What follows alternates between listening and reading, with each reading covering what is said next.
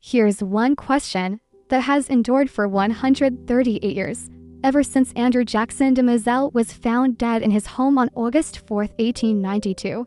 Was Lizzie Borden actually innocent? And by the end of this video, you will know exactly what we do know, all based on evidence, no speculation. Hello, I'm the chair of a university's forensic science department, and this is our channel. In today's episode, we're going to investigate whether Lizzie Borden did commit those murders. This is part of a series of videos where I take a look at famous criminal trials using the tools of modern forensic science, where old cases are reopened and new light is shed on the evidence.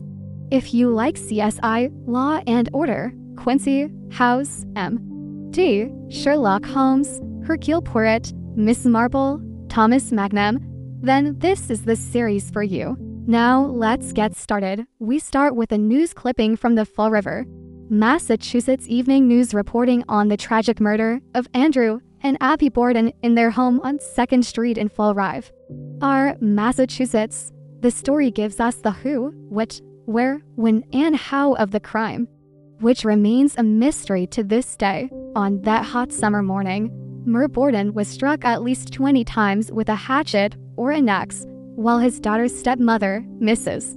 Borden, was struck more than 40 times. The brutality of the attack was shocking for such a quiet town. So, what happened to the prime suspect? Well, shockingly, she went free after her trial ended in a hung jury. And why does it still matter today? It's because there are still people out there who believe that Lizzie Borden was wrongly convicted and spent the rest of her life innocent and in hiding. So, if she was not guilty, then who committed these brutal crimes? And if she was guilty, then how did she get away with it? It's time to examine the evidence and put this one to bed once and for all. When Andrew Borden was killed in his home on August 4, 1892, he left behind a sizable estate and 3 heirs. There was his oldest daughter, 32-year-old Lizzie Borden. His son John was in New York City working in real estate, and his second wife, 47-year-old Abby Durfee Borden. As the only family member living with him in the house on 2nd Street in Fall River, Massachusetts, Lizzie became the immediate suspect in the double homicide. Well, why? Because of the state of the evidence at the scene of the crime, officers were able to establish two facts. First, the killings must have taken place between 9 and 11 a.m. on August 4th. That's because after the murders, Lizzie prepared breakfast for herself and then stepped out to run errands. In addition, the food that she took with her on these errands was still good to go when she returned hours later. Second, the killer used a hatchet or an axe that was never recovered. But the killer would leave some other important calling cards behind, namely bloodstains. When police arrived at the scene, they noted that the bedroom walls and the door were splattered with blood. But something else caught their attention. The hallway just outside of Andrew Borden's bedroom had a curious sight, namely bloody handprints leading away from the room.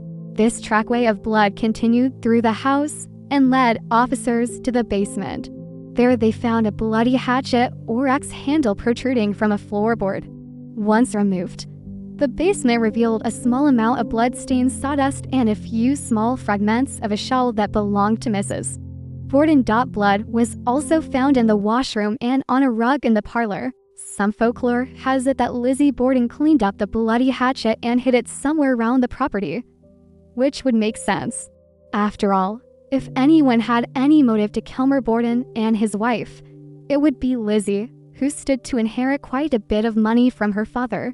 But maybe the blood found at the scene came from another source, like say a butcher shop. After all, back in the day, butchers were known to carry their axes, and it wouldn't be unusual for them to have blood on their clothes. Maybe Andrew and Abby were simply at the wrong place at the wrong time and were killed by a passing psychopath. But the police would soon find some evidence to refute that theory. After interviewing friends, neighbors, and family, one name kept coming up, namely Bridget Sophie or Biddy Sullivan, a former employee of the Borden household who knew the family well. She was known to have been out of town during the time of the murders, making her alibi solid. However, after seeing news reports of the crime, she returned to Fall River and provided police with a detailed statement claiming that she was indeed in town during the time of the murders. And here we come to the first turning point in the case, because what emerges next forced the re-examination of everything that had come before. According to Bridget Sullivan's statement, she had been hired as a servant by Andrew Borden many years prior, but was fired by Abby Borden shortly after she married into the family. Now, according to folklore, after being fired, Bridget threatened revenge. Some versions of the story even claim that she vowed to return to Fall River and kill both Andrew and Abby. Whether or not that really happened is not known, but what is known is that in the weeks following the murders, Bridget Sullivan returned to Fall River and told several people that she was the one who killed Andrew and Abby. In fact, she would write down her confession and sign it under the alias of Lizzie Borden, which she claimed to be her real name. But perhaps the most compelling piece of evidence against Lizzie Borden is a bloody shell fragment found at the scene of the crime.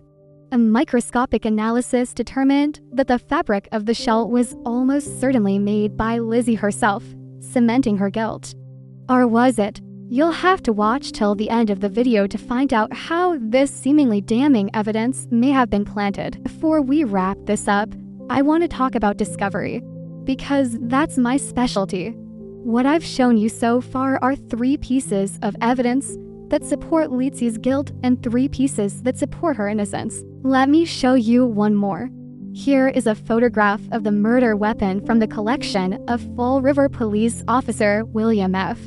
MC Ayler. Notice anything familiar about it? How about now? The Fall River Police Department Crime Lab determined that this hatchet came from a mill in Taunton, Massachusetts, which produced hatchets identical to this one.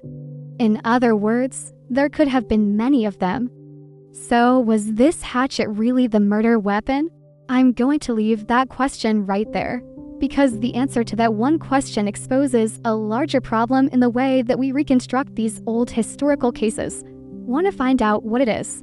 Then check out my follow-up video right here. See you there.